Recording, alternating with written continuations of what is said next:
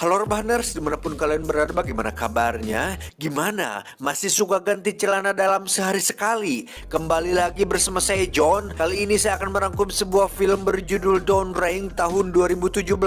Sebuah film menarik yang disutradarai oleh Ryohei Kitamura, seorang sutradara asal Jepang yang karya-karyanya mungkin sudah pernah kalian tonton dan juga pernah saya rangkum di IQ 7 seperti film The Midnight Train, No One Lives, dan lain-lain. Hampir semua filmnya unik-unik, jadi langsung saja pasang handsfree, simetriskan rebahan, kencangkan jalan dalam, selamat menonton dan cekicro. Diawali dengan memperlihatkan sebuah mobil yang tiba-tiba pecah ban tepat di daerah yang sepi penduduk, di mana lokasi tersebut cukup terbuka dan tidak menyeramkan sama sekali. Para penumpang mobil ini pun berisikan 6 remaja yang sedang melakukan perjalanan jauh, di mana salah satu gadis yang bernama Jody ini bangetnya pun tak sengaja tidagor karena insiden tadi, tapi beruntung tidak mengalami luka yang serius.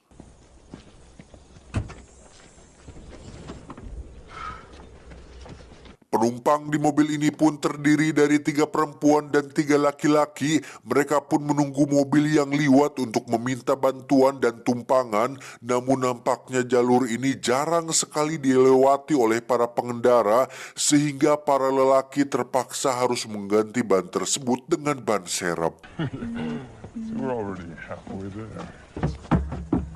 Di saat para laki sedang sibuk mengganti ban, salah satu gadis yang bernama Sarah ini babangusnya pun malah sibuk memposting situasi ini di media sosial, di mana niat tersebut harus kandas oleh buruknya sinyal di lokasi tersebut.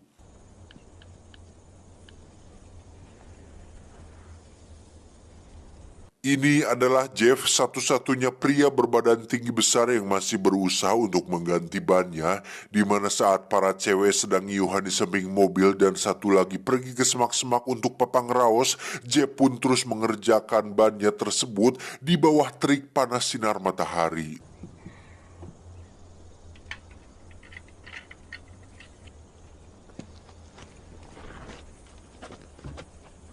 Saat itulah Jeff melihat sebutir peluru jatuh dari ban yang pecah tersebut, di mana insiden tadi ternyata bukan semata-mata kecelakaan, melainkan ada seseorang yang dengan sengaja menembak ban mobil mereka. Dan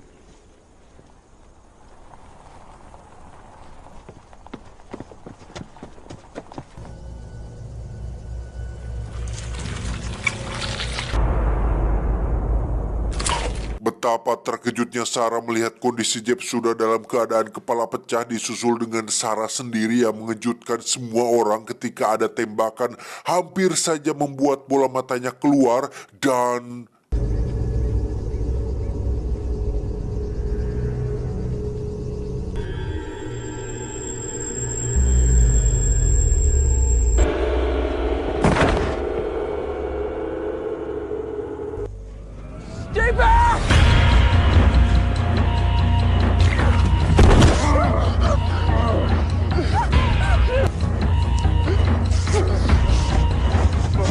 ya, ada seseorang yang menembaki mereka semua, entah dari mana asalnya. Tetapi ketika mereka semua akan bersembunyi, salah satu pria yang bernama Todd tidak pakai Ken pun tertembak di bagian bahu, tapi beruntung mereka semua berhasil selamat.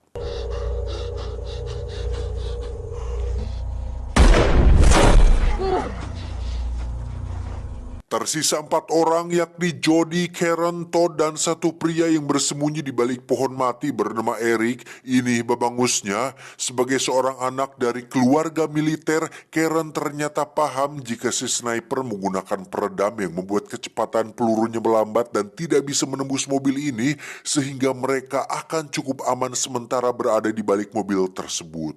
I grew up around guns. Eric yang ketakutan pun menyarankan mereka berempat untuk lari secara bersamaan berharap konsentrasi si sniper menjadi terpecah, namun hal itu tentu sangat beresiko tinggi karena bisa saja salah satu dari mereka akan tertembak sehingga usulan tersebut ditolak oleh yang lain, dan jikalaupun mereka bisa lari, lari kemana? Tempat ini begitu terbuka.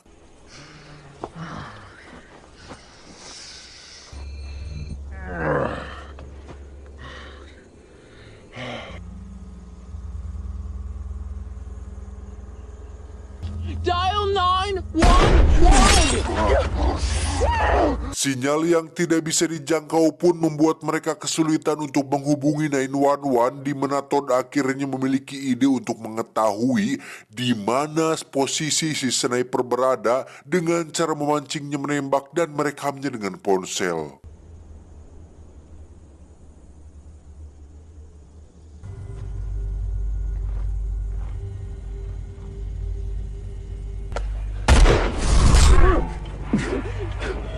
Hurry up in there!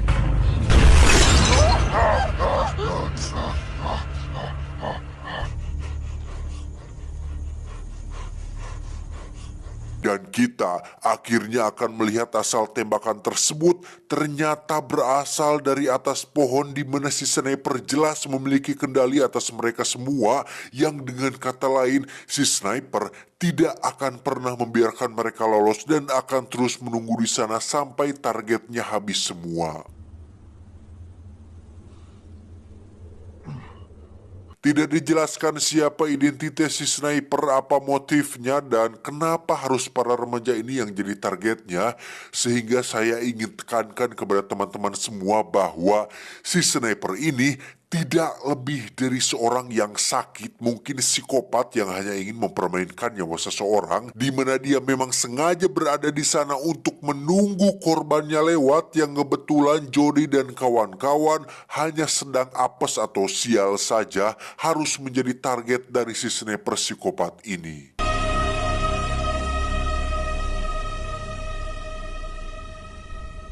Terus bertahan di sini ternyata bukan ide yang bagus, karena selain terik panas matahari yang semakin menyengat, mereka juga harus makan sesuatu untuk tetap berpikir waras dan tidak rese, sehingga Todd memiliki ide untuk mendapatkan sinyal, berharap di posisi lain sinyal akan muncul dengan cara menggerakkan mobilnya menggunakan kotak untuk mengganjal gas dan gigi mobil yang dinetralkan.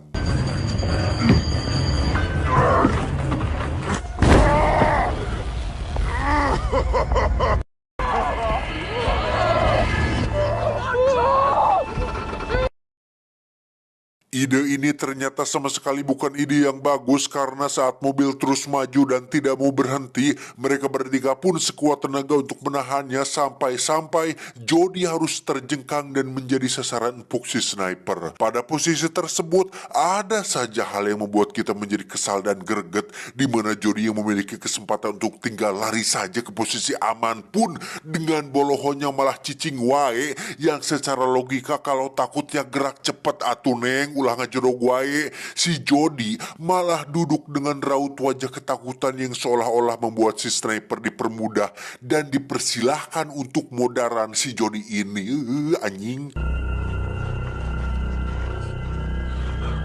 Saat itulah Karen mengetahui jika si sniper sedang mengisi peluru atau reload, di mana Karen segera teriak agar Jody langsung lari, yang hal itu juga dimanfaatkan oleh Eric untuk pindah posisi, yang dirinya harus tak sadarkan diri ketika dua peluru panas menghujam kedua kakinya.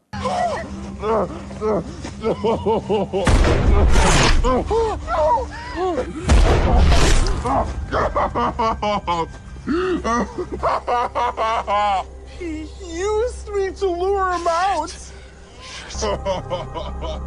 Eric!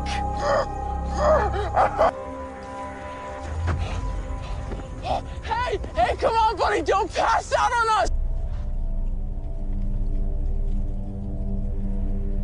Saat waktu zuhur sudah lewat, matahari jelas semakin menyengat yang membuat mereka semua kehausan, sehingga sebotol air le minerale sedikit bisa menyegarkan tenggorokan dan mengurangi resiko dehidrasi berkat air yang ada manis-manisnya gitu.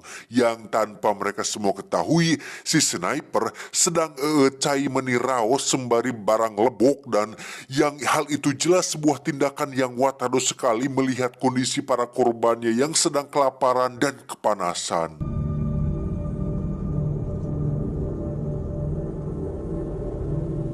Erik yang sudah siuman pun dilemparkan botol air supaya bisa sedikit pulih, di mana saat Erik akan minum, tiba-tiba ya, si koplok sniper ini pun menembak tangan Erik berikut botolnya, di mana hal ini jelas memperburuk kondisi Erik yang sudah kehilangan banyak darah, di mana pada saat yang bersamaan muncullah seekor serigala yang sudah pasti akan menyantapnya, sehingga Erik memilih untuk pasrah daripada pede hidup tapi menderita.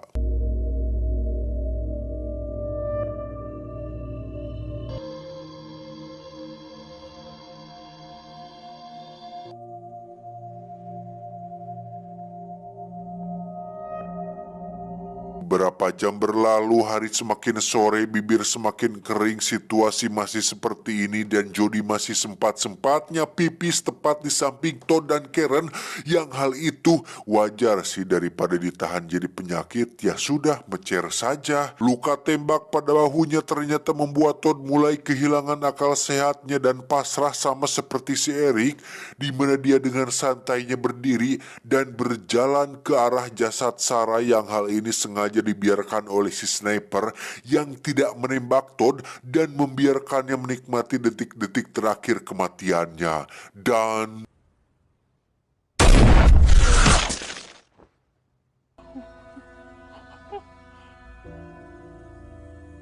saat itulah muncul mobil lain yang merupakan sebuah keluarga yang sama-sama bernasib sial harus melewati jalur ini, di mana si sniper langsung menembak pengendara tersebut yang membuat mobilnya terguling dan melindas jasad-jasad mereka yang sudah tewas.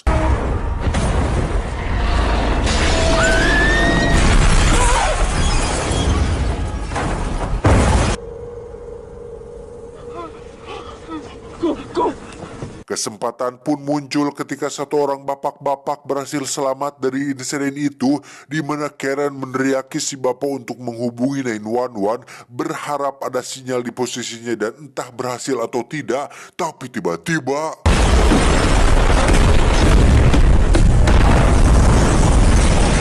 satu-satunya kesempatan mereka untuk bisa selamat akhirnya hilang, ditambah kini hanya tinggal Jody dan Karen yang tersisa, di mana saat Jody hanya bisa menangis dan menjadi beban, Karen justru melihat ide lain saat melihat mobil yang terbakar, yakni asap yang mengepul, yang mana asap akan membuat penglihatan seorang sniper menjadi terganggu saat asap tersebut bisa dihasilkan dengan jumlah yang cukup banyak. Alhasil dari sore sampai malam mereka berdua pun mencoba untuk mengumpulkan bahan-bahan yang bisa terbakar dan menimbulkan asap yang mengepul, seperti karet ban, kulit jok mobil, dan beberapa material lain yang bisa menimbulkan asap dalam jumlah banyak.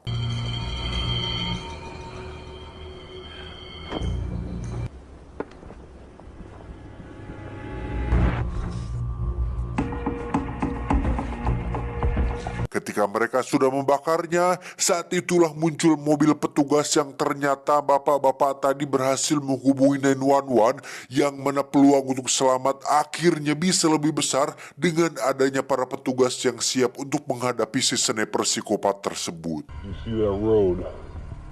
Where we are?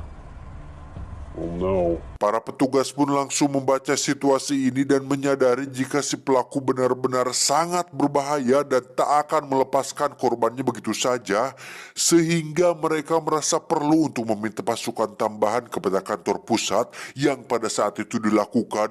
Tiba-tiba ya, satu polisi pun tewas dan membuat mobilnya melaju, di mana satu anggota yang berada di atas pun terjungkal keluar dari mobil dan harus ditembak oleh si sniper. Melihat si sniper sedang sibuk dengan para polisi, Karen pun mengajak Jody untuk secepatnya kabur dari sana, di mana Karen mencoba meyakinkan bahwa tidak ada waktu lagi untuk mikir karena sebentar lagi asap akan segera memudar. Namun apa respon si Jody? Dia malah diam saja dan nampak ketakutan, sehingga ketika asap semakin memudar, Jody pun menghitung dari 1 sampai 3 agar mereka berdua lari secara bersamaan, dan Jody dengan belegugnya malah diam saja, sehingga saat Karen menoleh dan memaksa si beban Jody untuk secepatnya lari, hal itu pun dilihat oleh si sniper yang membuat Karen harus tewas ditembak di kepalanya. Setelah menyaksikan momen si beban yang secara teknis telah membuang waktu yang membuat Karen tewas, kini saatnya si beban Jody langsung lari ke arah para polisi, di mana saat kedua polisi yang tersisa ini pun berusaha untuk melumpuhkan si sniper, tapi justru merekalah yang harus tewas terbunuh.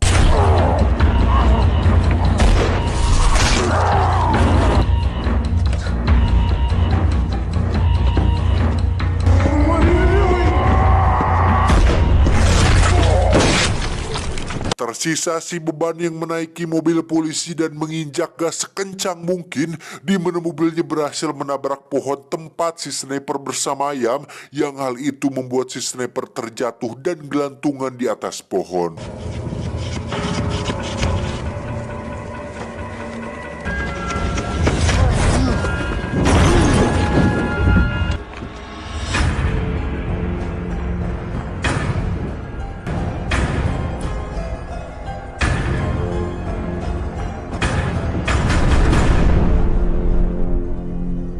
Dan inilah dia bebenguk si sniper yang sedari tadi mengheadshot semua orang seenak jidat, di mana si beban berhasil mengambil senapan milik si sniper dan menembaknya hingga membuat dia tersungkur.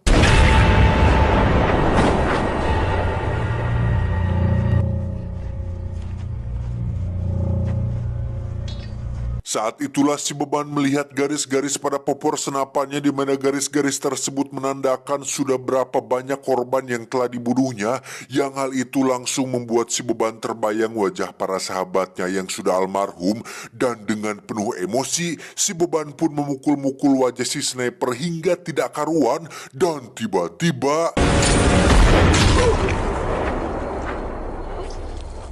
Ya, si beban pun tertembak ketika senapannya tak sengaja terkokang dan menembak tepat ke arah tenggorokannya, di mana hal ini cukup memuaskan saya pribadi menyadari fakta bahwa si Jody beban ini harusnya sudah mati dari tadi, mengingat semua tindakan bodohnya telah menyusahkan dan mengakibatkan si Karen terbunuh.